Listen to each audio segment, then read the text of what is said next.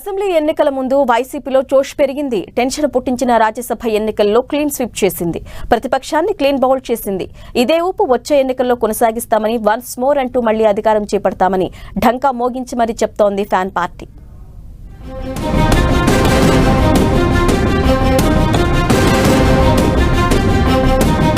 శాసనసభ ఎన్నికల ముందు శుభసూచకంగా 3 రాజ్యసభ స్థానాలను కైవసం చేసుకుంది వైసీపీ.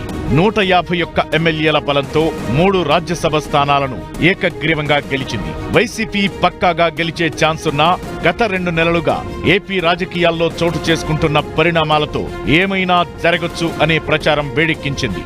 అధికార పార్టీ కూడా ఆ ప్రచారాన్ని తేలిగ్గా తీసుకోకుండా పకడ్బందీగా అడుగులు వేయడంతో నామినేషన్ల దశలోనే ప్రతిపక్షాలను నామమాత్రం చేయగలిగింది. 3 రాజ్యసభ అభ్యర్థులు ఏకగ్రీవం కావడంతో సభలో వైసీపీ బలం 11కి పెరిగింది. రాష్ట్రం నుంచి ప్రాతినిధ్యం వహిస్తున్న రాజ్యసభ సభ్యులు అంతా ఒకే పార్టీ వారు కావడం ఓ రికార్డుగా మారింది. సీఎం జగన్ ఆధ్వర్యంలో వైసీపీ నేతలు గత 40 ఏళ్లలో ఏ పార్టీ సాధించని ఘనతను తొలిసారిగా నమోదు చేశారు. వైసీపీ ఎఫెక్ట్ తో ప్రతిపక్ష పార్టీ టీడీపీ చరిత్రలో తొలిసారి రాజ్యసభ సభ్యత్వం లేని స్థితికి చేరుకుంది. మరో 2 ఏళ్ల వరకు ఆ పార్టీకి రాజ్యసభ సభ్యత్వం వచ్చే పరిస్థితి కనిపించడం లేదు. 2 ఏళ్ల తరువాతైనా టీడీపీకి శాసనసభలో 44 మంది కన్నా ఎక్కువ సంఖ్యలో ఎమ్మెల్యేలు ఉంటేనే రాజ్యసభ ఆశలు నెరవేరే పరిస్థితి కనిపిస్తోంది.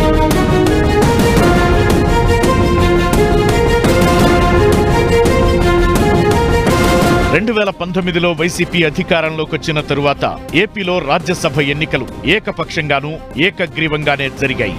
151 ఎమ్మెల్యేల మద్దతుతో ఇప్పటి వరకు జరిగిన అన్ని ఎన్నికల్లోనూ వైసీపీ తన అభ్యర్థులను గెలిపించుకోగలిగింది.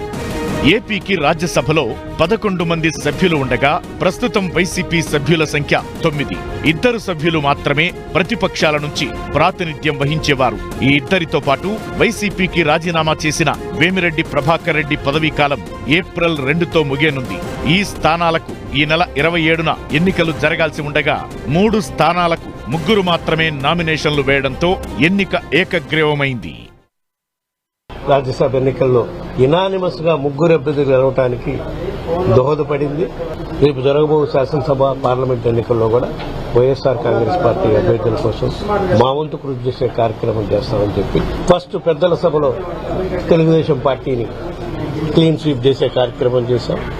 నెక్స్ట్ లోక్సభ తర్వాత శాసనసభలో కూడా అంశాలుగా వాళ్ళని క్లీన్ స్వీప్ చేసే కార్యక్రమం మా గౌరవ ముఖ్యమంత్రి జగన్మోహన్ రెడ్డి గారు నాయకత్వంలో చేసేదానికి మా వంతు కృషి చేస్తామని 3 స్థానాలు ఏకగ్రీవం కావడంతో రాజ్యసభలో వైసీపీ బలం 11కి పెరిగింది. అంటే వచ్చే 2 ఏళ్లు రాష్ట్రం నుంచి రాజ్యసభకు ప్రాతినిధ్యం వహించేది కేవలం వైసీపీ మాత్రమే.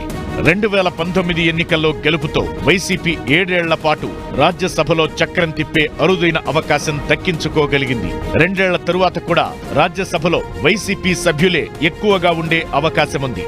2 ఏళ్ల తరువాత 3 సభ్యులు ఖాళీ చేసినా వైసీపీకి ఇంకా 8 మంది సభ్యుల బలముంటుంది. దీని ద్వారా వచ్చే 5 ఏళ్లలో కేంద్రంలోనూ చక్రం తిప్పనుంది వైసీపీ. కేంద్రంలో ఏ పార్టీ ప్రభుత్వం ఏర్పడినా వైసీపీ మద్దతు అనివార్యమయ్యే పరిస్థితులు కనిపిస్తున్నాయి. గత 10 ఏళ్లుగా కేంద్రంలో బీజేపీ అధికారంలో ఉన్నా రాజ్యసభలో తగినంత బలం లేక ఇతర పార్టీలపై ఆధారపడాల్సి వస్తోంది. ఈ కారణంతోనే రాష్ట్రానికి బాసటగా నిలిచేలా కేంద్రంపై ఒత్తిడి తేగలిగింది వైసీపీ. భవిష్యత్తులో కూడా తన బలంతో కేంద్రంలో ఏ పార్టీ అధికారంలోకొచ్చినా వైసీపీతో మంచి సంబంధాలు కొనసాగించాల్సిన ఆవశ్యకత కనిపిస్తోంది. మొత్తానికి తెలుగుదేశం పార్టీ ఆవిర్భావం తరువాత ఏ పార్టీ సాధించలేని ఘనతతో రికార్డును పదిలం చేసుకుంది వైసీపీ.